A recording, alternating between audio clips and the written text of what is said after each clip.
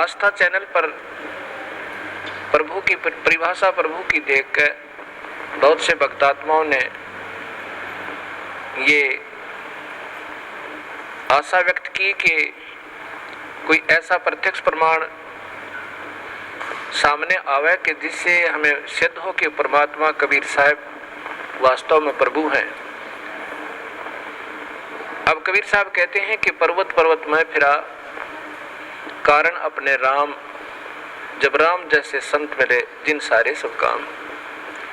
कबीर परमात्मा अपनी ही महिमा स्वयं ही गाते हैं और कहते हैं कि परमात्मा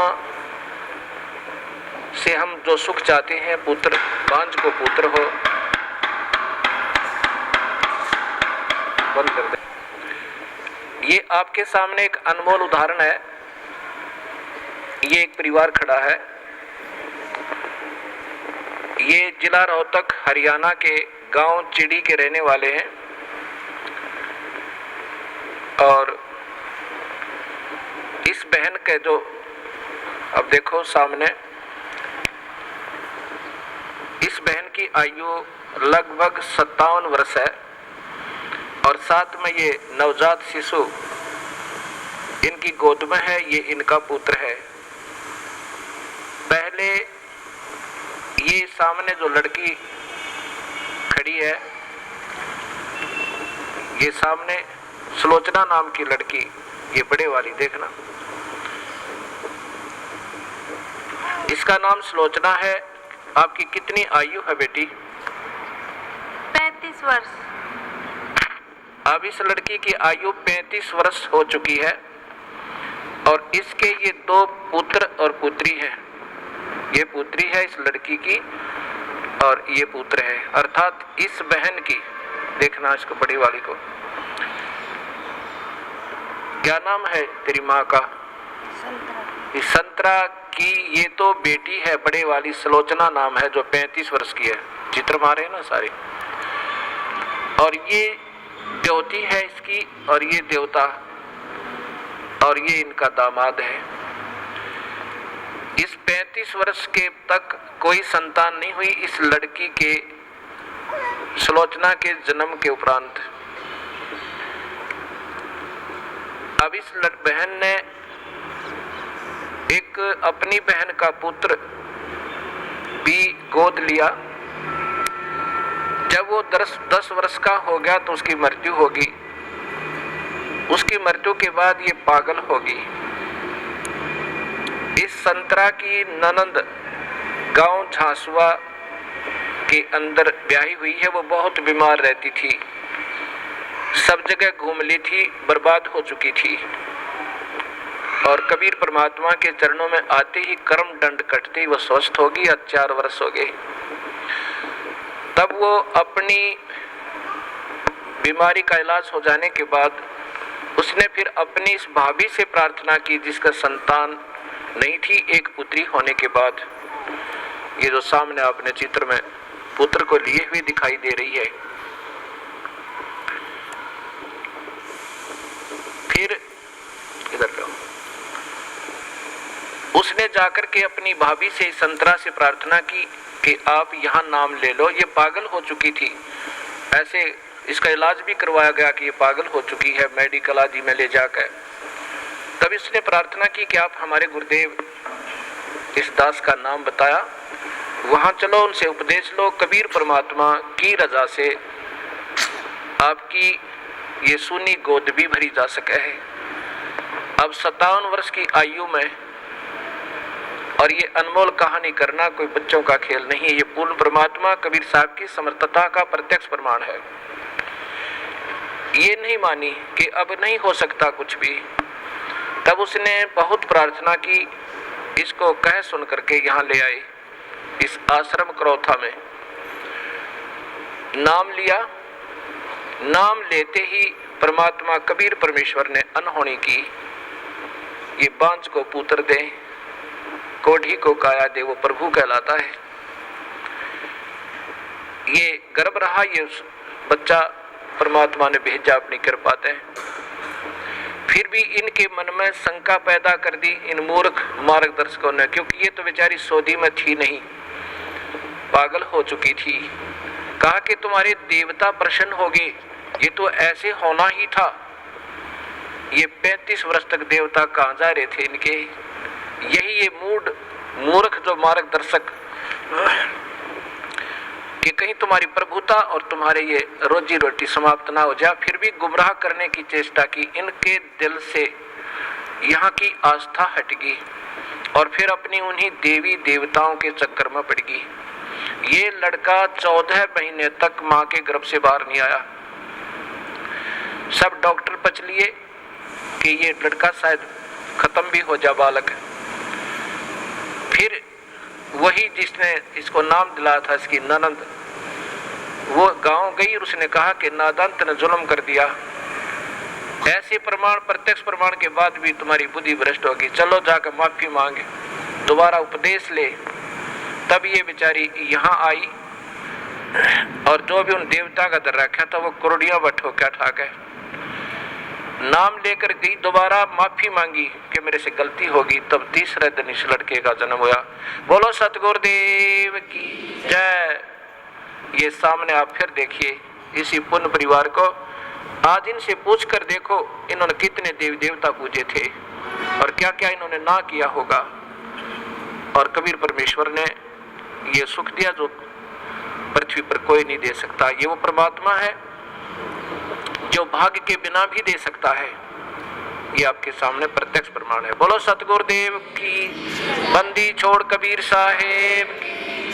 सत साहेब। आस्था चैनल पर भक्तात्मा बड़े प्रेम पूर्वक और श्रद्धा पूर्वक ये सत्य राम कथा सुन रहे हैं।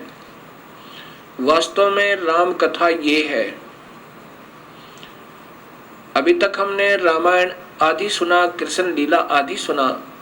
ये आंशिक राम है, ये विभागीय साहेब हैं।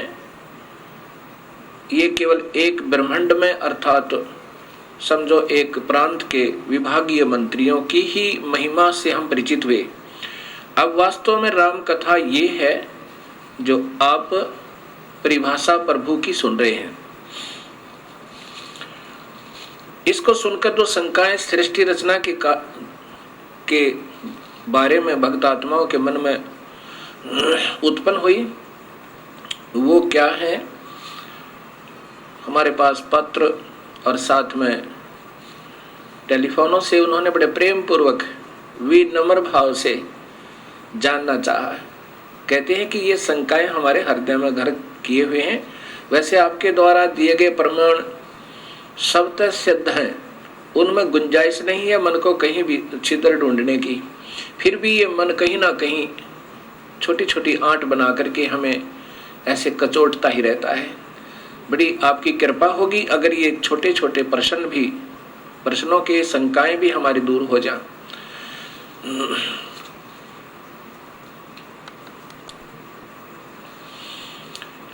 एक भक्त ने प्रश्न किया कि जैसे आप बता रहे हो कि 1 लाख जीवों का ये आहार करता है और 1.25 लाख की उत्पत्ति करता है,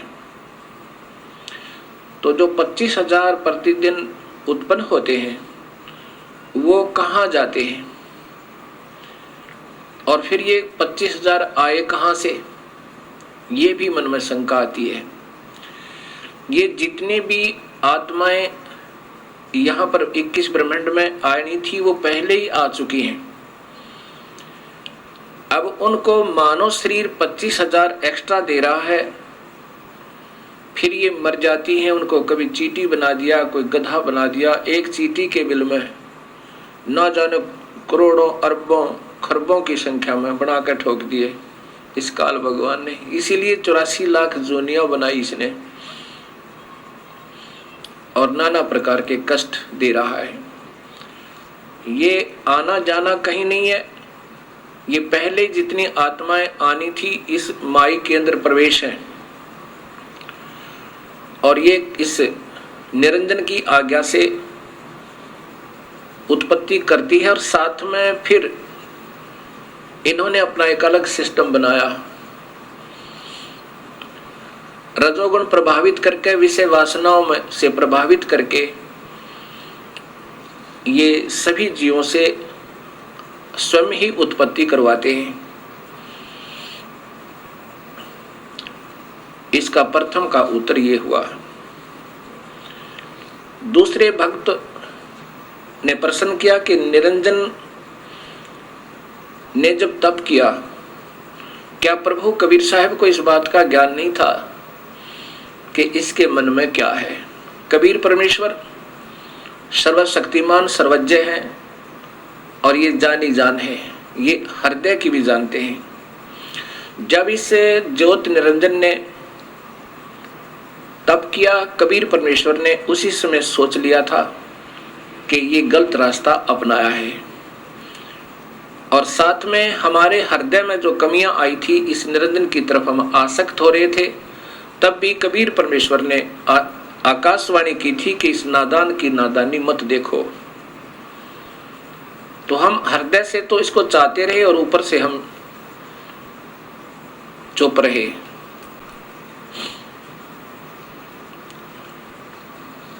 और परमेश्वर कबीर साहब ने मालूम था कि ये क्या चाह रहा है, वो सर्वशक्तिमान है। दूसरा प्रश्न ये हुआ कि कबीर परमेश्वर ने जो सर्वप्रथम जिस आत्मा ने स्वीकृति दी थी, उसको कन्या लड़की ही क्यों बनाया? किसी और रूप भी बना सके थे, पुरुष ही बनाकर उसके पास भेज देते हैं। अब ये तो आपके मन में काल स्वयं विद्यमान है, ये काल ही है, और काल ऐसे ही उठपटांग आपके मन में खरपतवार पैदा करता रहेगा।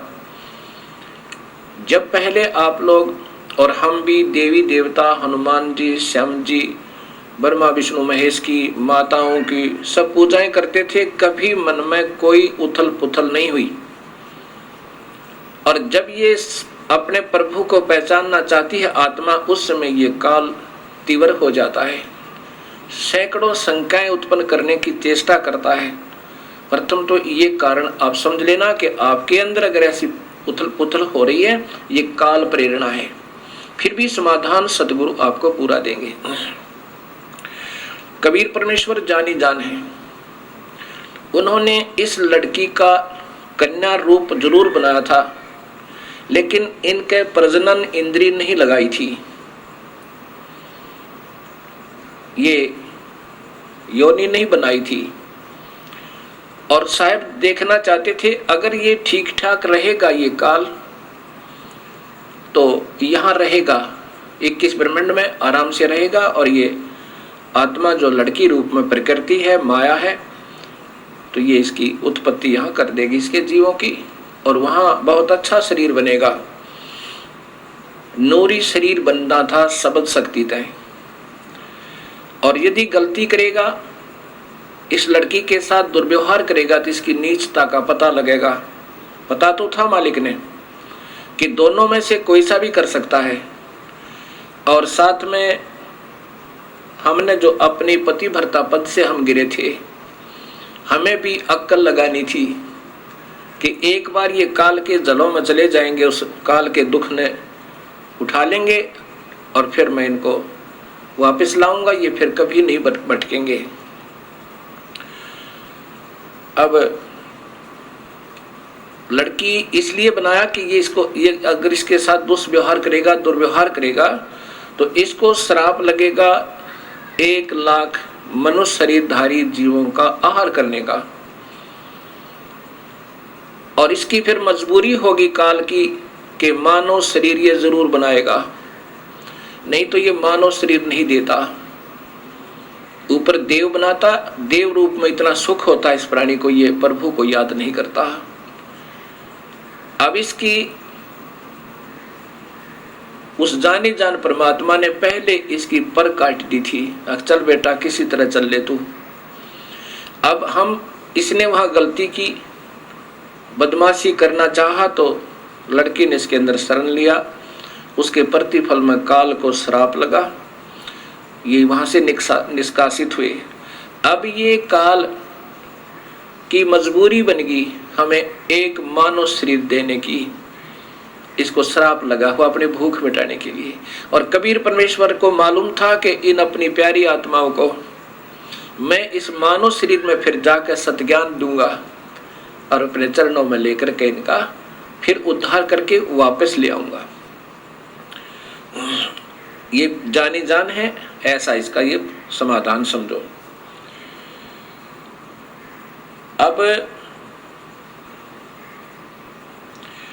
फिर प्रश्न एक, क्योंकि ये जो खरपतवार उत्पन्न होते हैं वो या तो बहुत ही अनजान होते हैं या वो किसी गलत गुरु के फंसे हुए होते हैं और वो गुरु लोग उनमें ये गलत मैटर भरते रहते हैं कि ये प्रश्न करो, ये करो, क्योंकि उनके पास अब जवाब नहीं है।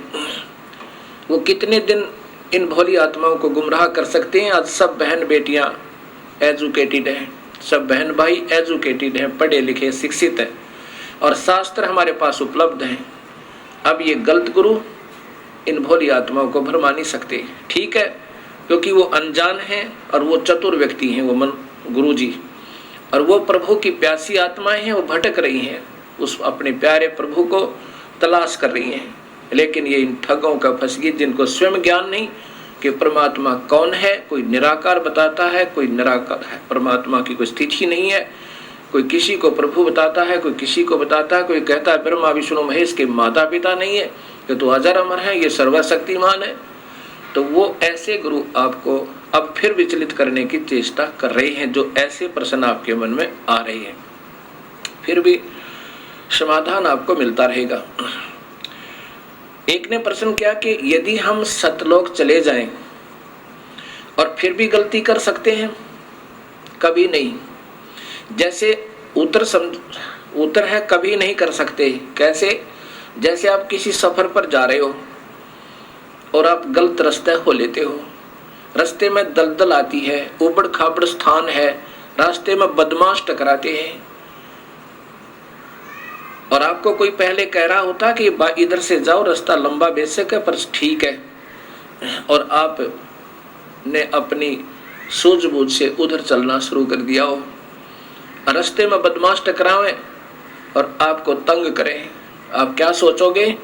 यही सोचोगे, हे प्रभु अब के ठीक ठाक यहाँ से बचा दो, इस रास्ते जिंदगी भर नहीं आएंगे, और ऐसा ही करोगे। एक बार अब हम काल की पीड़ा से, अपने ही नादानी से, अपने ही कमजोरी से आज हम पैर पे कवाड़ा मार के स्वयं ही दुख पा रहे हैं, और वो दयालु अब भी हमारे पीछे पीछे घूम रहे हैं और हमें फिर अपने शरण में लेना चाहते हैं। अब इसकी एक बार हम वहां पहुंच जाएंगे, इधर देखेंगे नहीं जिंदगी में कभी भी, हम इधर थूकेंगे भी नहीं, क्योंकि जब हम यहां से चले जाएंगे जब इस खतरों का हमें और विशेष ज्ञान होगा। इसलिए हम दोबारा इधर नहीं आ सकते। हम तो गलती कर नहीं सकते और अन्य करेंगे, उनको फिर सजा मिलेगी। दूसरा प्रश्न और प्रश्न किया कि जैसे स्थूल शरीर को तो हम फूंक देते हैं, ये 5 तत्वों का शरीर है, कोई जला देता है, कोई कब्र में गाड़ देता है, कोई जल प्रवाह कर देता है, और कोई किसी प्रकार से इसका अंतिम संस्कार कर देते हैं, मिट्टी को मिट्टी में मिला देते हैं। फिर ये खाने वाली बात समझ में नहीं आई, वो खाता किस चीज को है काल। अब यही सोच अधूरी हमारी, तभी तो हम यहाँ उलझे हुए हैं। अब जैसे बादाम आपने देखा होगा, बादाम के ऊपर का कवर खाने का नहीं होता, छिलका नहीं खाने का होता, उसके अंदर एक और गिरी होती है, वो खाई जाती है। ऐसा ये फॉर एग्जाम्पल समझो। वास्तव में कैसा है कि मानव शरीर में जितने भी हम चटपटे खट्टे मीठे पदार्थ आहार करते हैं, क्योंकि मन स्वयं काल है और इसकी आदत है चटपटे भोजन खाने की, मांस मिठी शराब सुल्फा पीने और खाने की, क्योंकि इससे इस सूक्ष्म शरीर में, इन आहारों से सूक्ष्म, इस स्थूल शरीर के द्वारा सूक्ष्म शरीर में एक ऐसा द्रव तैयार करवाता है कि जो उस सूक्ष्म शरीर के अंदर लेप हो जाता है, उसमें जैसे स्पंज सोख लेती है, पानी को चूस लेती है, ऐसे वो सूक्ष्म शरीर इन व्यसनों को जो हम सारे जीवन में आहार करते हैं, पान करते हैं, कोई शराब पीता है, कोई सुल्फा पीवे, कोई अफीम खावे, कोई नाना प्रकार के चटपटे भोजन आहार करता है, उससे स्थूल शरीर की परवरिश होने के बाद भी कुछ मैटर बच जाता है और उसका फिर लेप उस सूक्ष्म शरीर, इसके अंदर एक ऐसा ही सूक्ष्म शरीर है, उसके अंदर लिप्त हो जाता है, जम जाता है। उस सूक्ष्म शरीर को ऊपर ले जाके अपनी तपस्या पर फिर ये जला भून भून के बुरी तरह तड़फा तड़फा के उसमें से वो माल छुटवाता है, वो द्रव छुटवाता है। और ये इतना पीड़ा होती है इस जीव को, ये चिल्ला चिल्ला के बुरी तरह रोता है और फिर बेहोश हो जाता है। और जब इसमें से सारा मैटर निकल लेता है, इसने ऑटोमेटिक सिस्टम बनाया हुआ है, फिर इनको वहां से उड़ा देता है। फिर ये आकर के धर्मराय के पास लेखा जोखा करवाते हैं। फिर कर्म आधार पर इनको फिर 84 लाख जूनिया, स्वर्ग, नरक आदि प्राप्त होते हैं। और फिर कर्म आधार पर स्वर्ग, नरक, 84 लाख जूनिया ये अलग से फिर इस ये काल इनको देता है, ये दंड अलग से होता है।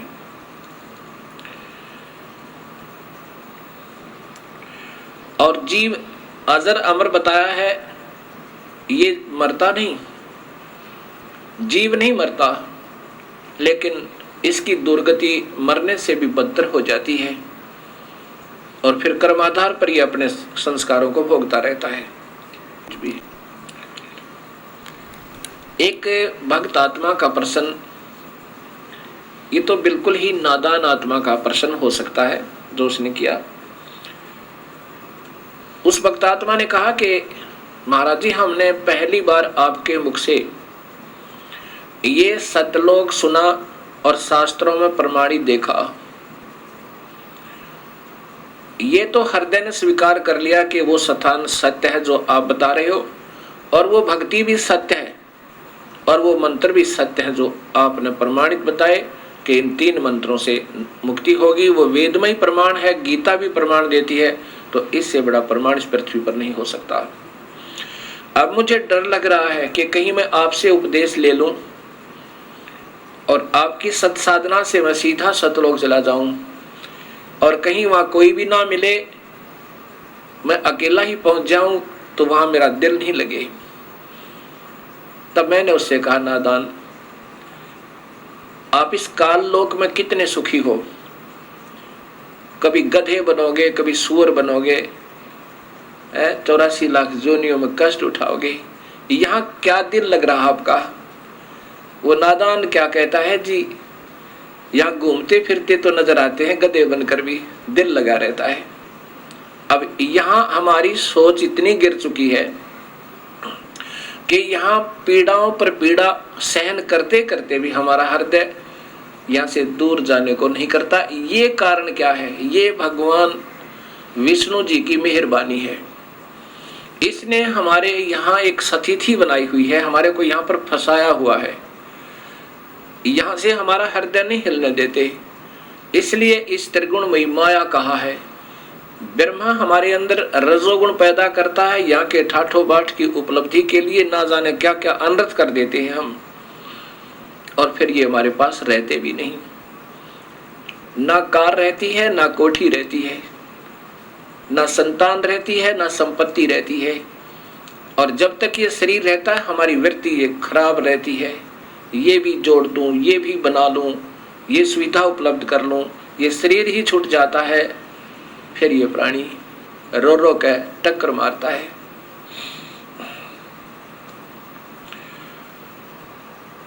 अब ये सत्ज्ञान से धीरे धीरे आपका हृदय यहां से हट जाएगा।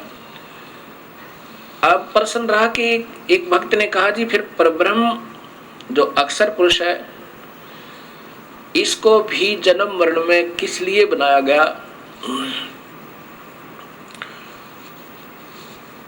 हाँ, इसने जब क्षर पुरुष ने अर्थात इस ब्रह्म ने किया और राज्य प्राप्त किया। 21 ब्रह्मांड जब इसने पाए, काल ने उस समय इस अक्षर पुरुष के मन में भी ये आया कि क्यों ना मैं भी अपना अलग स्थान बना लूं।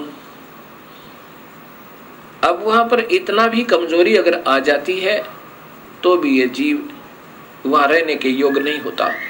अब ये जो गलतियां वहां पर होनी थी वो हो चुकी, और इन गलतियों के कारण अन्य जो बची हुई आत्मा है वो बिल्कुल सावधान होगी, अब वो गलती नहीं करते। अब जैसे कोई जा रहा हो और एक को पागल कुत्ता काट ले और बाकी भी जा रहे हैं और फिर वो रोता हुआ भाग रहा है, इधर पागल कुत्ता है तो उधर कोई नहीं जाएगा, सब वापस भाग लेंगे। ऐसे ही ये जो गलतियां की जिन्होंने, उन्हें सजाएं पाई और आगे बैन लग गया, क्योंकि सबको पता लग गया कि ऐसे निर्मल स्थान को छोड़ के और कहीं ठिकाना नहीं है, क्योंकि वापस यहाँ से दुख पाकर के वापस गई हुई आत्माओं ने वहां सभी को सचेत कर दिया कि उस काल लोक जैसा कष्ट कहीं पर नहीं है। हमने गलती की और हमारे दयालु परमेश्वर ने हमारे ऊपर फिर रहम किया।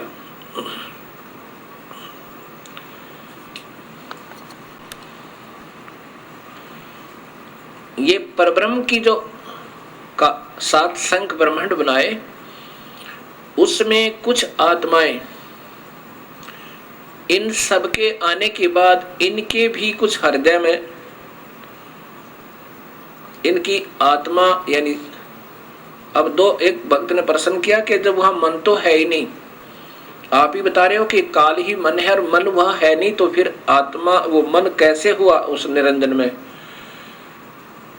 अब ये आत्मा भी की भी सोच होती है, मन तो यहां इस काल लोक में है, यहां इसने डबल बना रखा है, अपना भी प्रभुता मन इस आत्मा की सोच को यहां बिल्कुल खराब कर देता है, और आत्मा की भी अपनी सोच होती है।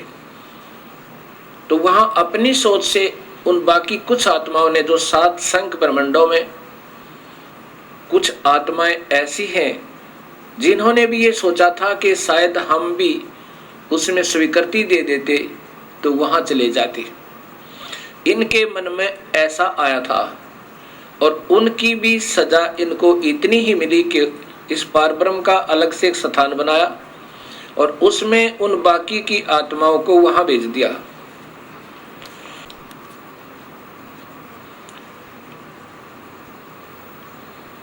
अब जो आत्मा परब्रह्म के लोक में रहती हैं,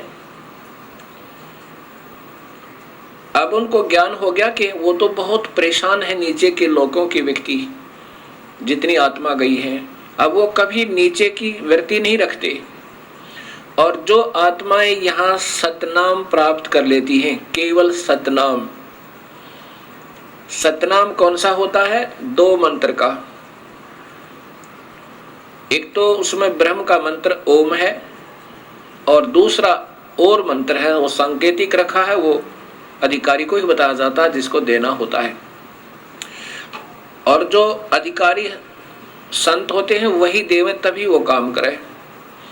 जिनको सतनाम मंत्र प्राप्त हुआ और उनकी श्रद्धा अपने गुरु में नहीं रही, ये इतने दयालु परमेश्वर हैं, और कुछ वर्षों तक उसने सतनाम की विधिवत साधना करने के बाद आपकी सतलोक जाने की वृत्ति नहीं बनी, या आपकी इतनी कमाई नहीं बनी उस मंत्र की, तो आपको उस परब्रह्म के लोक में भेज दिया जाता है। किसको भेज दिया जाता है? जो ओम नाम की कमाई ये सारी यहाँ छोड़ दी जाती है इस काल के लिए। जैसे गीता जी के अध्याय नंबर 18 के श्लोक नंबर 66 में लिखा है कि अर्जुन, तू मेरी सभी पूजाओं को मुझ में त्याग दे। पूजा कौन सी? जो ओम नाम की कमाई, यज्ञ, हवन, धर्म, ये जाप की कमाई यहाँ छोड़ दे, मैं तुझे ऋण मुक्त कर दूंगा, मेरा कर्जा तेरे से उतर जाएगा, यानी तुझे ऋण मुक्त कर दूंगा, अर्थात कर्म मुक्त हुआ। वो आत्मा फिर इस पारब्रह्म के लोक में चली जाती है, और वो लोग एक तो वहां पर ये खाता नहीं, जैसा मैंने पूर्व बताया कि पूर्ण परमात्मा तो खाने वाले, वेद में लिखा है ऋग्वेद में कि खाने वाले और न खाने वाले इन दोनों भगवानों से भी बड़ा है। खाने वाला काल है, न खाने वाला ये परब्रह्म है, इनसे भी बड़ा है, अर्थात वो सत्पुरुष है। तो वो परब्रह्म जीव आहार नहीं करता, उसने ऐसी गलती कोई नहीं की, लेकिन मन में फिर भी थोड़ी कमजोरी, उसकी आत्मा में थोड़ी सी वीकनेस आई थी, तो उसका भी सजा उसको भोगना पड़ा। तो वहां ये यहाँ के हंस फिर वहां पहुंच जाते हैं। वहां पर इतना बढ़िया शरीर है, यहाँ के देवताओं का, ब्रह्मा विष्णु महेश का भी नहीं है। जैसा कि आपको बताया था कि यहाँ के देवताओं का तो शरीर है जैसे चीनी का कप बना हो, सफेद कप जो चाय पीते हैं, और हमारा मिट्टी का बना हो सीधा ही, इतना कमजोर है। और जो परब्रह्म के लोक में परब्रह्म और वहां के रहने वाले जितने हंस हैं उनका सटील का समझो, इससे ज्यादा सथाई है, लेकिन है नासवान फिर भी। अब ये सोचकर इस पर ब्रह्म को समझना, इसकी उत्पत्ति यूं हुई। और फिर जो सत भक्ति करता है और जिसको सतनाम भी मिल गया और कमाई फिर भी पूरी नहीं हुई, और साथ में यहाँ की कोई इच्छा आपकी रह जाती है, तो कबीर परमेश्वर हर ब्रह्मांड में अपना अलग स्थान बनाकर रहता है। इन आत्माओं को जिनकी अधूरी कमाई है, भक्ति पूरी नहीं हो पाई, कि काल के ऋण से मुक्त अभी नहीं हो पाए, और परब्रह्म का भी, क्योंकि परब्रह्म के लोक को पार करना है, उसका भी ऋण देना है, वो दूसरे मंत्र से, तत् मंत्र से कमाई करनी है, वो तत् मंत्र संकेतिक है। इन दोनों का मिलकर जब ये योग्य हो जाएगा, दोनों का ऋण उतरने योग्य हो जाएगा, तब ये कबीर परमेश्वर इनको सारनाम देकर, सारनाम की कमाई साथ करवा के, और फिर यहाँ से सतलोक ले जाएगा। जब तक आपकी पूरी कमाई नहीं बनी होगी तो आपको यहीं रखेगा, और आपकी थोड़ी बहुत भी इच्छा इस लोक में रह जाती है तो भी इसी ब्रह्मांड में एक स्थान ऐसा है, वहां कबीर परमेश्वर आपको रखेगा। वहां पर आपको तपतशिला पर नहीं जाने देगा, तपतशिला पर नहीं जाने देगा, और न ही कुत्ते गधे सुअर बनने देगा, क्योंकि आपकी कमाई इतनी हो जाएगी, और साथ में आपके पाप कर्मों परमेश्वर कबीर साहब काटता रहेगा। जब ही नाम हृदय धरो भयो पाप को नासे, जैसे चिंगारी अग्नि की पड़ी पुराने घासे। अब आपके शुभ कर्मों के आधार पर वहां रखेगा और तपतशिला पर नहीं जाने देगा। ये आपको इस कबीर परमेश्वर के शरण में आने से और एक्स्ट्रा बेनिफिट है। और फिर ये सदियों के उपरांत इन शुभ कर्मों के आधार पर आपके फिर मनुष्य जन्म हो सके, 100 भी प्राप्त हो सके।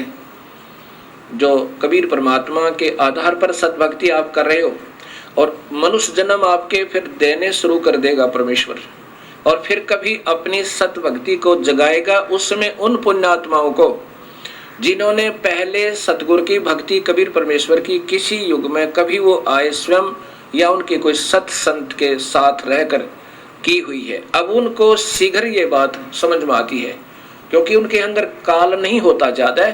बेशक वो साधनाएं अन्य कर रहे होते हैं अनजानपने में, उनके हृदय में वो पिछली कमाई अंगड़ाई लेती है पिछले जन्म जन्मों की, तो वो तुरंत आकर के कबीर साहब के चरणों में, उसके सत्य नुमाइंदे संत के चरणों में आ जाते हैं।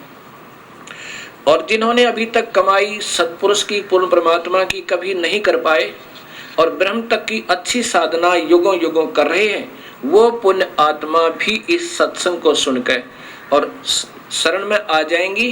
तो जैसे कलम चढ़ा दी जाती है, जैसे कलम चढ़ाई जाती है, ऐसे इसकी वो फिर सतनाम दिया जाएगा उनको, उनके अंदर फिर वो भक्ति प्रवेश हो जाएगी, और प्रारंभ होगी तो अवश्य पार होगा।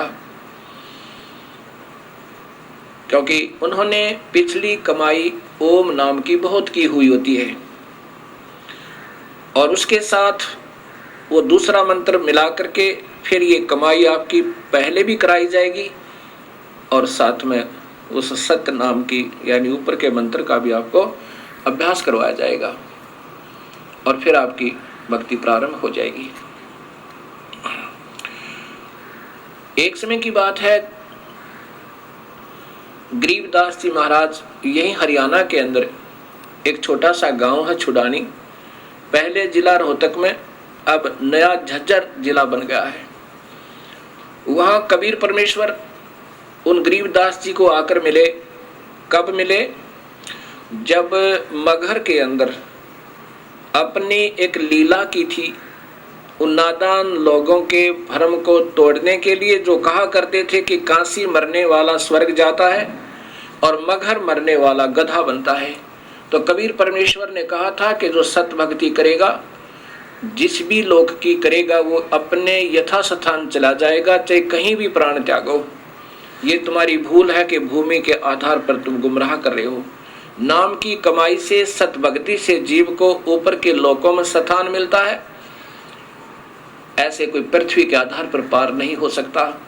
उस भ्रम को तोड़ने के लिए कबीर साहब ने कहा था, मैं मगर शरीर छोड़ूंगा और वहां देखना मैं स्वर्ग जाऊंगा या स्वर्ग से भी ऊपर जाऊंगा। ऐसा ही किया था।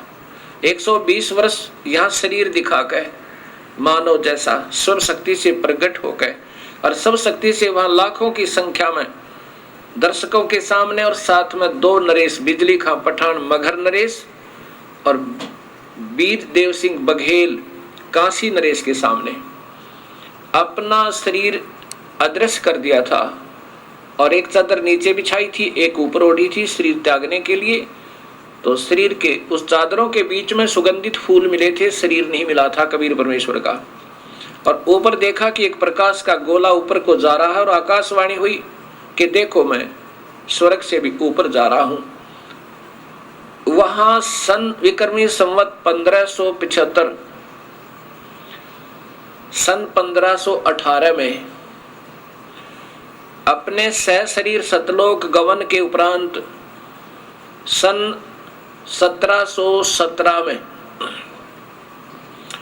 199 वर्ष के बाद वो कबीर परमेश्वर सह शरीर प्रकट होकर, गरीबदास जी जब गायों के पाली गए हुए थे, उनके गवाले थे, चरहा रहे थे अपनी गायों को, वहां खेतों में आके स्वयं प्रकट हुए मानव शरीर, क्योंकि उनका मानव जैसा शरीर है परमेश्वर का।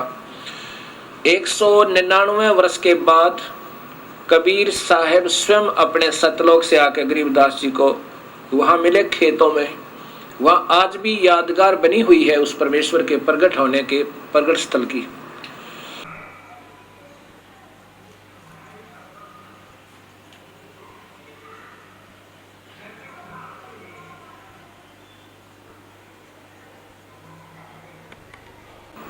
गरीबदास जी ने फिर अपनी वाणी में वो सत्य ज्ञान दिया जो आंखों देखा, उस कबीर परमेश्वर की समर्थता का। कबीर साहब गरीबदास जी की आत्मा को लेकर धर्मराज के दरबार में पहुंचे। धर्मराय यहाँ का न्यायाधीश जो काल ने बैठा रखा है, और वो सबका लेखा जोखा करता है। कबीर साहब गरीबदास जी की आत्मा को लेकर के धर्मराज के दरबार में, धर्मराय के उस न्यायाधीश के दरबार में प्रवेश करते हैं, और यहाँ का वो सुप्रीम जज न्यायाधीश खड़ा हो जाता है धर्मराय, और कबीर साहब के सामने अपनी चेयर छोड़ देता, अपना तख्त छोड़ देता है, कुर्सी छोड़ देता है। क्योंकि कबीर परमेश्वर वो सुप्रीम पावर है। जैसे हिंदुस्तान का सुप्रीम कोर्ट का सुप्रीम जज, चीफ जस्टिस, चीफ मजिस्ट्रेट राष्ट्रपति के सामने अपनी चेयर छोड़ देगा, अन्य के लिए नहीं, क्योंकि हिंदुस्तान का राष्ट्रपति सुप्रीम मजिस्ट्रेट भी होता है और वो सुप्रीम पावर होती है। राष्ट्रपति फांसी की सजा भी मुक्त कर सकता, उसको कोई पाबंदी नहीं, और अन्य सजाएं तो उसके बाएं हाथ का खेल होता है। ऐसे कबीर परमेश्वर और सुप्रीम पावर है, यहाँ के हर ब्रह्मांड के न्यायाधीश उसके सामने हाथ जोड़कर खड़े हो जाते हैं। जब धर्मराज ने कहा, धर्मराय ने कहा, न्यायाधीश ने कहा कि हे परवरदिगार विराजो, बैठो मालिक, तब खड़े खड़े कबीर साहब ने जैसे कोई बड़ा अधिकारी छोटे अधिकारी पर डांट लगावे और अपनी समर्थता दिखावे, ऐसे कबीर साहब ने कहा कि धर्मराय आंख कान खोल कर सुन ले, जिसने मेरा नाम ले रखा है। क्योंकि कबीर परमात्मा ने मालूम है कि ये काल का जाल बहुत तगड़ा है, ये नाम भी ले लेते हैं इनके मन में और ना जाने कितनी खरपतवार पैदा कर देता है और फिर उन भोली आत्माओं को नाम से वंचित करवा देता है। इनको ऐसे ही झूठा लालच देकर और दूसरे के द्वारा प्रेरणा दिलाकर कि उन्होंने कहीं देवी देवताओं को की पूजा त्याग दें, आपको घना नुकसान हो जाएगा, ऐसे डरा डरू के और उनसे पूजा छुटवा देता है। और वो पुण्यात्मा 1 वर्ष 2 वर्ष 3 वर्ष 4 वर्ष जितनी भी पूजा कर चुके हैं और डरते त्याग गए, जो गुरुद्रोही नहीं हुए, और उनको फिर धर्मराज के दरबार में ले जाया जाता है, मान लीजिए। तो वहां जाकर के कबीर साहब कहते हैं उन आत्माओं को भी तू मत पकड़ना, क्योंकि उनको तुमने दबाव देकर और दूसरे के द्वारा उनको गुमराह करवा दिया, उनको मेरे पास भेज देना। और साथ में भूल चूक कर जिसने सारी उम्र पूजा की मेरी कबीर परमेश्वर की और अंत में किसी ने डगमग कर दिया, उन दोनों ही सतिथि वालों के बारे में कबीर परमात्मा क्या बताते हैं। धर्म गरीबदास जी ने उनकी वार्ता अपने कानों सुनी, आंखों देखी, वर्णन किया। क्या बताते हैं? धर्मराय दरबार में देई कबीर तलाक, मेरे भूले चुके हंस को पकड़िए मत कजाक। कबीर साहब कहते हैं धर्मराज, अगर कोई मेरी आत्मा भूल चूक कभी तेरे दरबार में आ जा तो उसको सजा मत देना, उसको मेरे पास भेज देना।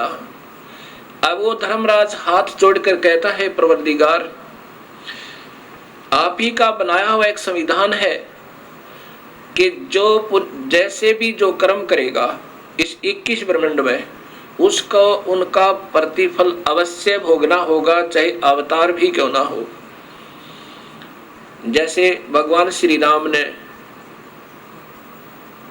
सुग्रीव के भाई वाली को मारा था, उसकी भी सजा, उसका भी दंड भोगना पड़ा। भगवान श्री कृष्ण रूप में वही विष्णु जी आए, श्री राम आत्मा, और एक पारधी ने उनके पैर में तीर मार के वो बदला लिया। वो पारधी कौन था?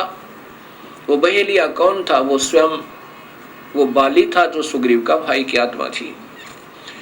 कबीर साहब कहते हैं कि जिन्होंने मेरा उपदेश ले लिया वो तेरे कर्म भ्रम नहीं लगेंगे। अब धर्मराज कहता है कि मालिक, जब तक ये आपकी शरण में नहीं आए थे, इनकी पिछले पाप कर्म और शुभ कर्म मेरे अकाउंट में, इनके अकाउंट में, मेरे रजिस्टर में चढ़े हुए हैं। उनका फल मुझे देना पड़ेगा दाता, या मेरी मजबूरी है। तब कबीर साहब ने कहा कि ये कर्म भ्रम ब्रह्मांड के मैं पल में कर दूं नेस, ये काट दूंगा सबको। और जिन हमारी दोही दी सो करो हमारे पेश, जिन्होंने मेरी दुहाई दी है, मेरा नाम ले रखा है, मेरे पूरे सच्चे नुमाइंदे था, उनको फिर मेरे पास भेज देना, तू लेखा जोखा मत करना। बोले पुरुष कबीर से धर्मराय कर जोड़े, तुमरे हंस को पकड़ू नहीं मोहे 2 ही लाख करोड़े। ये कबीर परमेश्वर, तेरी आत्मा ने मैं नहीं पकड़ूंगा, लेकिन मुझे ये लाख दुहाई है अपने कानों के हाथ लगा कर कहता हूँ। पर परमात्मा जिन्होंने पहले ये पाप कर्म कर रखे हैं, आपकी शरण में आने से पूर्व उनके बारे में क्या बोला कि कर्मों से तीरथ हैं अब मुख से कहे कबीरी, उनको निश्चय पकड़ूंगा फिर जड़ दूं तोक जंजीर। ये धर्मराज बोला। तो कबीर साहब क्या कहने लगे, करम भरम ब्रह्मंड के ये पल में कर दो ने से, इनका कांटा लगा दूंगा, क्रॉस कर दूंगा तेरे सारे मेरी प्यारी आत्माओं के पाप कर्मों को। और जिन हमारी दो ही दे सो करो हमारे पेश, उनको मेरे पास भेज देना, तू लेखा मत लेना। इस प्रकार कबीर साहब ने अपनी समर्थता गरीबदास जी को दिखा के सतलोक लेके गए और वहां से फिर वापस भेजा। तो मेरा जो कहने का तात्पर्य था कि जो कबीर साहब के चरणों में भक्तात्मा एक बार सत भक्ति के आधार पर आ जाते हैं, उनको पार करके छोड़ता है। ये हमारी कमजोरियां हैं कि हम अपना समय बढ़ा लेते हैं इन अनजान समाज में उलझ गए। हम अपने प्रभु की बातों पर विश्वास कम करते हैं क्योंकि हम आम समाज में ज्यादा रहते हैं। ऐसे हम विचलित होकर के अपने जन्म बढ़ा रहे हैं। अब मान लीजिए किसी को सतनाम प्राप्त हो गया, इस दयालु परमात्मा ने कितनी रजा बख्श दी आप पे, और आप हृदय से उनको चाहते रहे, आपको अपने पास रखेगा, काल की तपस्या पर नहीं जाने देगा और लेखा जोखा उनको नहीं करने देगा, लेकिन आपको फिर जन्म देगा क्योंकि आपने अपनी कमजोरी से यह समस्या फिर पैदा कर ली। ये दयालु फिर आपको फिर संभालेगा, जैसे आज फिर कृपा कर दी उस परमेश्वर ने, इस सत्य ज्ञान का डंका फिर बजा दिया। और अब जो चूक गया फिर ना जाने सदियों उपरांत, ना जाने कब आपका मनुष्य शरीर हो है और हो तो फिर कोई सत्य मार्गदर्शक संत ना मिले ये जीवन, और फिर आगे 100-200 वर्ष के बाद ये कलयुग इतना गिर जाएगा कि कोई भी भक्ति करना नहीं चाहेगा, क्योंकि जिस आधार से ये भक्ति मार्ग पर भक्तात्मा लगी हुई हैं गलत संतों के शास्त्र विरुद्ध साधना पे, आखिर में ये सोच लेंगी भगवान है नहीं, क्योंकि प्रभु वाले गुण प्रभु की महिमा उनको उपलब्ध नहीं होगी और वो फिर नास्तिक हो जाएंगे और फिर कोई भक्ति करने वाला प्राणी नहीं रहेगा।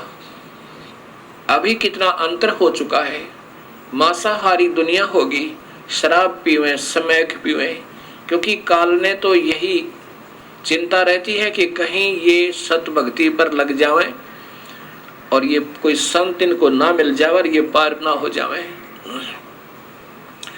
काल उलझाना चाहता है और कबीर परमेश्वर हमें सुलझाना चाहते हैं। अब जैसे कलयुग में कबीर परमेश्वर की और काल की वार्ता हुई थी, तो काल ने 3 युगों में कम जीव वापस ले जाने की प्रार्थना की थी वचनबद्ध करके। कबीर साहब जानी जान है। यहां भी शंका आ सकती है कि क्या कबीर साहब को मालूम नहीं था ये क्या मांगेगा। जब काल ने कबीर साहब से मांगा था कि हे परमात्मा वचनबद्ध हो जाओ, तब मैं आपसे कुछ याचना करना चाहता हूं, क्योंकि काल ने कबीर परमेश्वर की के पैर पकड़ कर छोड़े नहीं, रो रहा बुरी तरह। तो कबीर साहब जानी जान थे, उसको मालूम था कि बच्चे की दौड़ कहाँ तक होती है, क्या मांग सकता है ये। इसने क्या मांगा था कि दाता 3 युगों में जीव थोड़े ले जाना सतलोक में, और चौथा युग जब कलयुग आवे तब तब शरण जीव बहु जावे। तब इसने कहा था कि चौथे युग कलयुग में आप कितने ही जीव ले जाना। कबीर साहब को मालूम था कि सतयुग त्रेता द्वापर में यो जीव घना दुखी नहीं होता। सतयुग में इतना सुख होता है कि पत्नी से पहले पति नहीं मरता, पत्नी विधवा नहीं होती, और पिता के सामने पुत्र की मृत्यु नहीं होती। शरीर बहुत सुंदर स्वस्थ और साथ में लाखों वर्ष की आयु होती है। कोई प्रभु नहीं बदलना चाहता और भजते हैं क्योंकि सब में छोटी मोटी सिद्धियां होती हैं, तो ओम नाम के आधार पर वेदों को पढ़ पढ़ के और उसी में मस्त रहते हैं रहेंगे। इसलिए मालिक ने मालूम था कि सतयुग त्रेता द्वापर में ये प्राणी मेरी बात को कम स्वीकार करेंगे, क्योंकि ये दुखी थोड़े होंगे। और जब कलयुग आवेगा इनके ऊपर कहर तोड़ेगा ये काल। भौतिक सुख तो नजर आएगा पर आत्मा की शांति नहीं होगी। किसी की ऐसी भयंकर बीमारियां पैदा कर देगा, किसी का कैंसर हो रही है, किसी का एड्स हो रही है, किसी का कुछ पैदा कर दी, किसी की आंख फूट गई, किसी को व्यापार में घाटा। और फिर काल को चिंता बन गई कि कहीं अब कबीर परमात्मा का कोई सत नुमाइंदा ना आ जावे और सत भक्ति इनको ना बता देवे मनुष्य शरीरधारी प्राणियों को। अब भौतिक सुविधाओं का ढेर करवा दिया, ऐसे चैनल चलवा दिए दिन रात चले टीवी पे। दिन में तो धंधा करो और शाम ने घुटी ला ले, शराब पियो, और जब रात ने आँख खुल जा रात्रि को तो टीवी ऑन रिमोट से लेटा लेटा कर लो। फिर उसमें गंदे गंदी फिल्में, गंदे गंदे गाने सुन सुना के पढ़ते पढ़ते चलते चलते सो जाओ। प्रभु को मत याद करो। लेकिन उस कबीर परमेश्वर ने आज भी रजा बख्श दी। उसी इस साइंस की सुविधाओं को आज सदुपयोग कर रहे हैं परमेश्वर। उसी के साथ साथ ये इतने बढ़िया चैनल आस्था जैसे और चलवा दिए कि अब पुण्यात्मा ढूंढती ढूंढती अपने परमेश्वर को ऐसे ही प्राप्त कर लो और सुन लो उस मालिक की सत्य कथा, उस राम कथा को, और फिर सोदी ऐसे ही दे देगा मालिक। तो ऐसे इस कबीर परमेश्वर ने अब कलयुग में आके अपनी प्यारी आत्माओं को फिर चरणों में लेना है और जो कबीर साहब की सत्य कथा को सत्य मान लेगा। ऐसा कबीर सागर में 600 वर्ष पूर्व कबीर साहब ने लिखवा दिया था कि एक बार कलयुग में पूरे वर्ल्ड में, पूरे संसार में कबीर साहब की ही भक्ति होगी। इन प्यारी आत्माओं को वो स्वयं आएंगे या अपना कोई नुमाइंदा भेजेंगे और सबको अपने चरणों में लेंगे। ये नाना मजहब समाप्त हो जाएंगे, ना कोई हिंदू रहेगा, ना मुसलमान, ना सिख, ना ईसाई, क्योंकि इस काल ने हमें चार बना दिया और आपस में हमें लड़ा रहा है एक दूसरे को बड़ा और छोटा करके। कहते कोई कहे हमारा राम बड़ा है और कोई कहे खुदाई रे, कोई कहे ईसा मसीह बड़ा है, ये बाटा रहे लगाई रे। एक परमात्मा और लड़े न्यारे न्यारे। जैसे मासूम बच्चे, अनभोल बच्चे लड़ा करते हैं। एक बच्चा कहता ये मेरा पिताजी है, दूसरा कहता नहीं मेरा पापा है, और पापा दोनों का। वो कहता तेला मालूंगा झूठ, मेरा पापा तेला नहीं है। तो ऐसे हम अबोध हैं, हमें ये नहीं मालूम हमारा पिता एक है कबीर परमेश्वर। कोई कहता हमारा मजहब बड़ा है, वो कहता हमारा मजहब अच्छा है। मजहब है तो अच्छा है, जो मजहब नहीं है तो अच्छा नहीं है। मजहब धर्म की क्या पहचान होती है कि बीड़ी, शराब, मांस, तंबाकू उस धार्मिक मार्ग में नहीं होनी चाहिए तो वो अच्छा है। आन उपासना नहीं होनी चाहिए, केवल एक प्रभु की पूजा हो तो वो मजहब अच्छा है। अगर ऐसा नहीं है तो वो मजहब है ही नहीं। अच्छा बुरा तो बाद की बात है। धर्म धार्मिकता के आधार पर चलता है और धार्मिकता बीड़ी, शराब, मांस, तंबाकू पीने वालों के कभी निकट नहीं आ सकता। प्रभु वो धार्मिक नहीं हो सकते। जो मांस खावे वो धर्म को कैसे स्वीकार करे। जो शराब पीवे, शराब पीकर इंसान ना जाने अपने पिता को के बुरा वचन बोल दे, ना जाने अपनी माँ का हाथ उठा दे, ना जाने क्या जुल्म कर डाले। और तंबाकू को इतना बुरा बताया है कि उसके तो पापों का गिनती नहीं की जा सकती। कबीर साहब कहते हैं कि हुक्का हरदम पीवते ये लाल मिलावे धूर, इसमें संशय है नहीं ये जलम पाछले सूर। 100 नारी जारी करे सुरापान 100 बार, एक चिलम हुक्का पी भर दे डूबे काली धार। इतना भयंकर पाप इस तंबाकू में लिखा है। इन पापों को करता हुआ फिर धर्म कैसे कमा सके प्राणी। एक भक्तात्मा कहता है कि हम आश्रम में नहीं पीते बीड़ी शराब आदि, अपने गुरुओं के पास जाते हैं बाहर पीते हैं। जहर को कहीं खा लो, बाहर खाओ चाहे अंदर खाओ, आश्रम में खाओ चाहे बाहर खाओ, जहर ने असर करना ही करना है। एक कहता जी बीड़ी से तो इतना पाप नहीं होता, मांस और शराब तो बुरा है, क्योंकि वो बीड़ी स्वयं पी रहा था। अब ऐसा ही है जिसकी जो लत पड़ी हुई है उसको त्यागने को तैयार नहीं। दूसरों को कहता वो तो खराब है, ये तो कोई बात नहीं। अब कोई बीड़ी पी रहा है वो तो अपनी भक्ति का विनाश कर रहा है। जैसे खीर बनावे, हलवा बनावे और बना के उसमें बालू रेत यानी उसमें रेत डाल दे, मिट्टी डाल दे, बताओ क्यों बनाई, क्या फायदा बनाने का भी। भक्ति करे और कुबित कमावे वो कभी सफल नहीं हो सकता, वो तो बिगाड़ दी उसने साथ के साथ। ऐसे ही आन उपासना, एक प्रभु की एक गुरु उपाश्रित कर होकर एक ही प्रभु की साधना जो नहीं करता उसको गीता में व्यभिचारिणी भक्ति कहा है। जो स्त्री एक पति अपने पति पर ना रुक कर वो नाना जगह धक्के खाती है, उसको ऐसी संज्ञा दी है। जो एक परमात्मा की भक्ति नहीं करते, देवी भी, देवता भी, तीर्थ भी, फलाना भी, ढकड़ा भी, मंदिर भी, मस्जिद भी, कहते हैं वो व्यभिचारिणी भक्ति कर रहे हैं। और अव्यभिचारिणी भक्ति से प्रभु की प्राप्ति हो सकती है। तो हम देख लेना हमारा समाज क्या कर रहा है। तो ऐसे जब हम सत भक्ति पर लगेंगे तब ये हमें ज्ञान होगा और भक्ति हमारी सुचारू चल पाएगी। अब प्रसंग चल रहा है कि कबीर परमात्मा के चरणों में आने के बाद इस जीव को फिर यहां से निकलने का एक चांस मिलता है।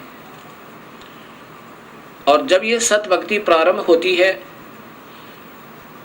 धर्मदास जी को कबीर साहब ने कहा कि धर्मदास, जो मेरी प्यारी आत्मा मेरे द्वारा भेजा हुआ रसूल दूत भक्ति का मार्ग का सत भक्ति बताने वाला मेरा संदेश वाहक, वो संत सत भक्ति को जब दृढ़ करेगा उस समय के वर्तमान के संत और महंत उसके साथ लड़ाई करेंगे, रहाड़ कर बढ़ावेंगे और दुनिया को गुमराह करने की चेष्टा करेंगे। ये झूठ बोल रहा है।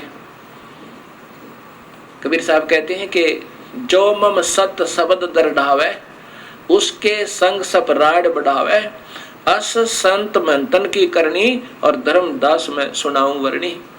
ये उनका विवरण बताता हूं। उस समय के संत नकली और नकली ये महंत उस मेरी प्यारे हंस के साथ द्वेष करेंगे और जनता को गुमराह करने की चेष्टा करेंगे, परंतु मैं साथ रहूंगा, उनकी बिल्कुल नहीं बसावेगी। क्योंकि सत्य का अंत नहीं होता, असत्य का पैर नहीं होते। उस समय के ये असत्य पर आधारित विचक्षण ये चतुर संत शास्त्र विरुद्ध साधना बता रहे होंगे और जब हमारे शास्त्र अनुसार साधना प्रारंभ होगी तो सब समझेंगे और उनसे अपनी फांसी निकलवा लेंगे उन गलत गुरुओं से। अब यहाँ एक समाधान प्रश्न और उठता है मन में, भक्त आत्माओं के रह कर फोन आते हैं, कहते हैं जी हमने सुना है कि गुरुदेव नहीं त्यागना चाहिए अगर हमने कहीं से दीक्षा ले रखी है, ये तो महापाप बताया है गुरुदेव ने। अब गुरुदेव क्या होते हैं? ये वैद्य समझो भक्ति मार्ग के और जन्म मरण के दीर्घ रोग के काटने वाले वैद्य होते हैं। एक डॉक्टर से दवाई नहीं लगाए क्या दूसरा नहीं बदला जाता? तुरंत बदलना चाहिए और समझदार व्यक्ति तुरंत बदलेगा। उसके सामने नहीं मरेगा, उसकी दुकान पर पड़ के अपना पीछा छुटवाएगा, 36 जगह इलाज करवाएगा जब तक उसका रोग ना कट जाए। इसलिए हमने गुरु बदलने में कभी देरी नहीं करे। कबीर साहब ने कहा कि झूठे पक्ष को गुरु को तजते तिनक ना लावा वार, तुरंत त्याग दे उसको जब पता लग जा। कबीर साहब कहते हैं जब भेरा देखा जर्जरा हम तो उतर गए फड़क। फड़क माने एकदम निकल जाए, जैसे जा रहे हैं कहीं समुद्र दरिया से पार होने की चेष्टा करी और देखा कि ये तो स्वयं डूबने वाला है जिसमें हम बैठे हैं, कहता तुरंत कूद जाओ उसमें, बाहर निकल जाए, जान बच जाएगी। ऐसा ही लिखा है। और गरीबदास जी ने तो यहाँ तक लिखा है कि झूठे गुरु का लित्र लावे, एक अनमोल मनुष्य जन्म के साथ धोखा कर रहा है, गलत साधना देकर, गलत नाम बता के, गलत ज्ञान देकर, उस जैसा दुश्मन इस पृथ्वी पर नहीं है। अगर आपका मान ले धन का घाटा हो जाए तो फिर पूरा हो सके, कोई बात नहीं, 2 रोटी खा के इंसान अपना टाइम पास कर सके। और ये मनुष्य शरीर नादान संतों के आधार पर व्यर्थ हो गया तो इस तो बड़ा दुश्मन आपका कोई नहीं। और वो प्रमाण कहाँ से मिलेगा? शास्त्र देंगे कि शास्त्र अनुसार साधना है तो सही है, वेदों के अनुसार और गीता के अनुसार यदि आप ब्रह्म साधना कर रहे हो तो ठीक है। वेदों गीता में लिखा कि तीनों गुण रजगुण ब्रह्मा सतगुण विष्णु तम गुण शिव जी, इससे नीचे इनकी और इनसे नीचे की जो भक्ति करते हैं देवी देवताओं की करते हैं वो तो तीनों कहते हैं माया के द्वारा जिनका ज्ञान हरा जा चुका है, त्रिगुणमयी माया, रजगुण ब्रह्मा सतगुण विष्णु तम गुण शिव जी। रजगुण ब्रह्मा के द्वारा कैसे हरा है कि ये यहीं की संपत्ति और संतान में ही ये व्यस्त रहता है, यहीं की सुविधाओं को प्राप्त करने में अपना जीवन खो रहा है, ये रजगुण ब्रह्मा की कृपा है। और सतिथि एक दूसरे मोह ममता होकर, किसी तो प्यार हो गया, कि तो बच्चा मोह ममता, की तो संपत्ति में अपने आस्था होगी। ये भगवान विष्णु के द्वारा काल ही सतोगुण में पैदा करके और हमें यहाँ जकड़वा रहा है। और शिव जी के द्वारा ऐसा तमोगुण पैदा करवा देता है, छोटी सी बात पर भाई बहन के साथ लड़ पड़े और भाई बहन पर मुकदमा करते, पिता पुत्र न मार दे, ना जाने के जुल्म करवा दे। जैसे पीछे राजाओं की कहानी, राजाओं ने अपने पिता को अंदर कैद में ठोक दिया, स्वयं राजगद्दी पर बैठ गया, ये रजोगुण प्रभावित हो गए। तो इस प्रकार ये काल हमें तीनों गुणों के द्वारा और अपने ही तक की भक्ति पर, इन तीनों गुणों तक ही भक्ति की सीमित रख के, ब्रह्मा विष्णु महेश की भक्ति तक सीमित रह करके हम यहाँ पर उलझे रहते हैं। तो यहाँ ब्रह्म भी कहता है दुखी होकर के, ये काल कहता है कि जिन्हों की बुद्धि भ्रष्ट होगी इन तीनों भगवानों की पूजा करते करते और नीचे के देवी देवताओं की, वो राक्षस स्वभाव को धारण किए हुए वो दुष्ट नीच व्यक्ति, दूषित कर्म करने वाले मूर्ख मुझे नहीं बचते। अर्जुन बताओ, मुझे माने ब्रह्म साधना भी नहीं करते। अब देखना समाज में क्या पूजा हो रही है।